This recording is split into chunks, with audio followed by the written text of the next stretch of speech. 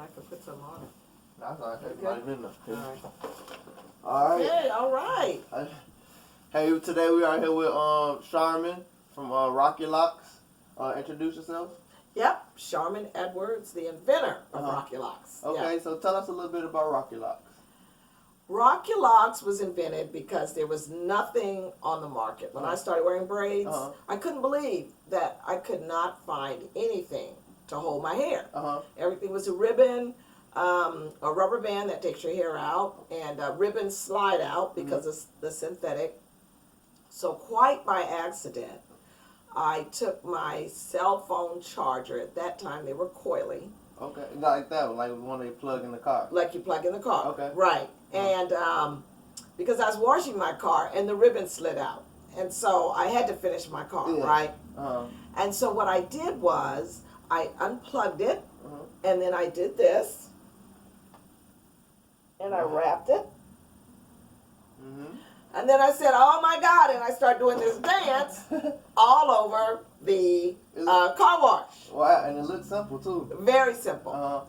Doesn't take your hair out. And that's been the problem for African American hair. Well, really all hair, if you put a rubber band in it, it takes it out. But it's very delicate when you come to Afrocentric hair because of the curliness. It tends to get all tangled up in the rubber band, and then you have to end up cutting it out. And so by the time young girls are my age, they're bald headed. So with little girls, when they use rubber bands, what does it do to the girl's hair?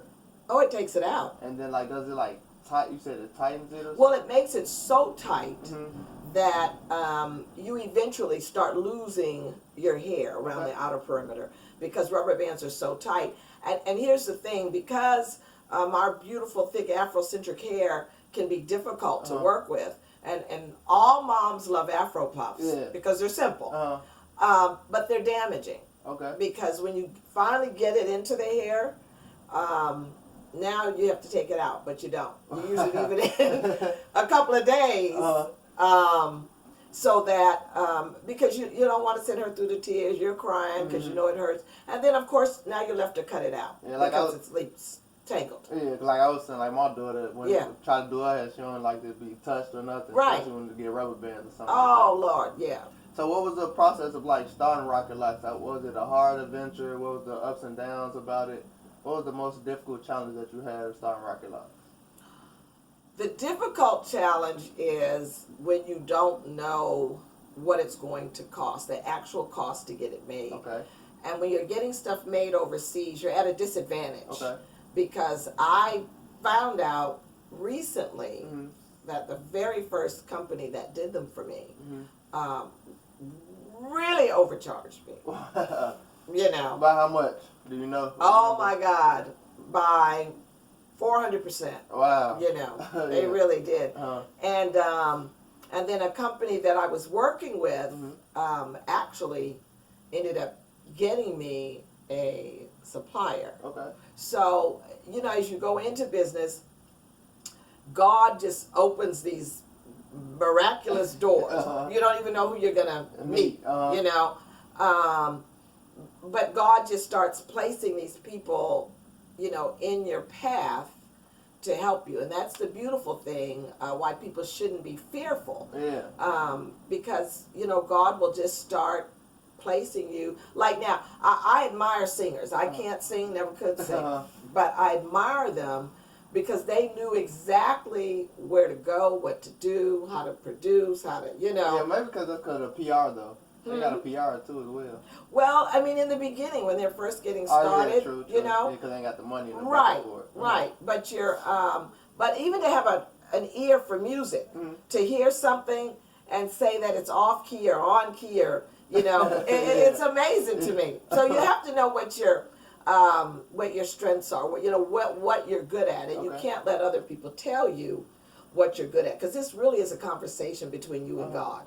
That's what entrepreneurship is. It's a conversation just between you and God. Yeah, because I did a video talking about like take that leap on just if you have a passion for something, just go ahead and do it. As far as like if you have a business or anything, just take that leap and go ahead and take the necessary steps and the challenges that gonna come with it, and just go on from there. Right. Now, one thing that people don't do, Mm-hmm. and I really want more people to start doing it, is to, when you get a number, if I get a contact, Mm-hmm. I call and call and call until I get a response. Right. And a lot of people, they'll call 1 or 2 times. Never and follow up. Yeah. Uh-huh. And then they think that the person doesn't want to be bothered. Right. And it's not that. You have to get in their space. Right. You're not in their space yet. Because they're not thinking about you. Yeah, they're not thinking about you. They don't know you.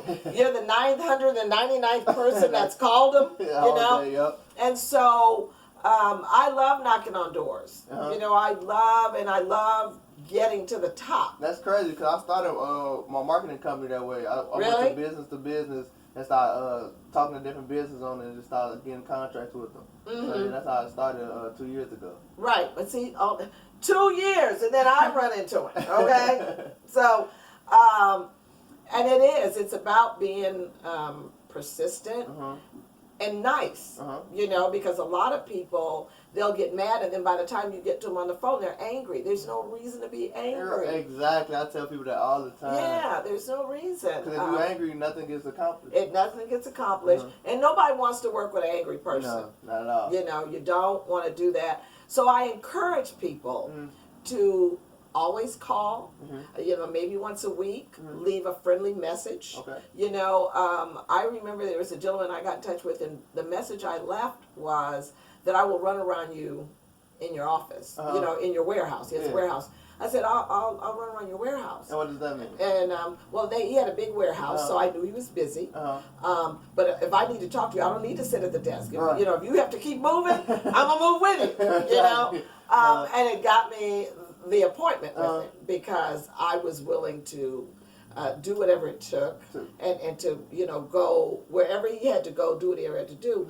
I was willing to do that just so that I could talk to him. If that meant walking while I talked to him, that's what I'm going to do.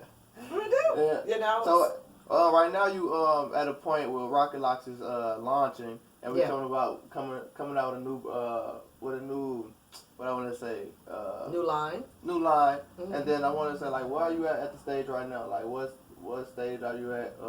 Where are you looking to go in the next few months to a year? Well, you know, it's exciting. We did a test at 7-Eleven store. We sold out. And so we're really excited about that. We have another big company on the burner. I don't want to say who they are yet. Okay. But we're excited about the possibilities of that company. Okay. But I'll tell you what the hardest thing has been is that I tell people when I go to talk to them, I don't know anything about suntan lotion. All I know is make white people brown. Okay, goal accomplished. But if I was a person and with a store and I needed your product and I'm looking for a product and you showed me a suntan lotion, I don't know enough about it, but I'm smart enough to say I'll try it. Okay. You know, I'll try half a dozen. Yeah.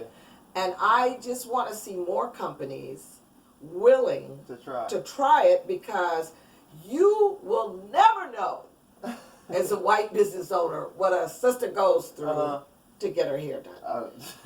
You know? Yeah. And then with the Crown Act law passing, and we're praying that our governor here in Illinois passes that law, which states there's no more discrimination against your hair on the workplace or wherever you go. And that's important.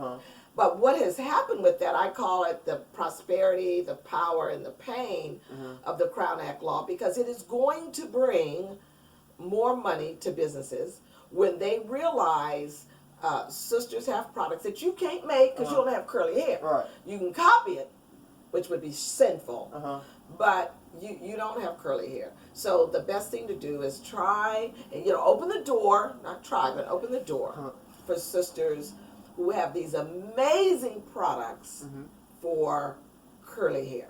Okay. You know, it's a big market, and we call our product the BET of the beauty industry. Because, you know, Mr. Johnson, you know, he had that sole industry to himself. You know, nobody, once again, But an African American knew that what y'all are watching Mhm. and what African Americans want to watch Uh-huh. are two different things. Yeah. So, You know. tell us a little bit. What is the most important thing when you first start in a business? What should you have, like a website, marketing team, budget? What's the most important thing when it comes to starting your business?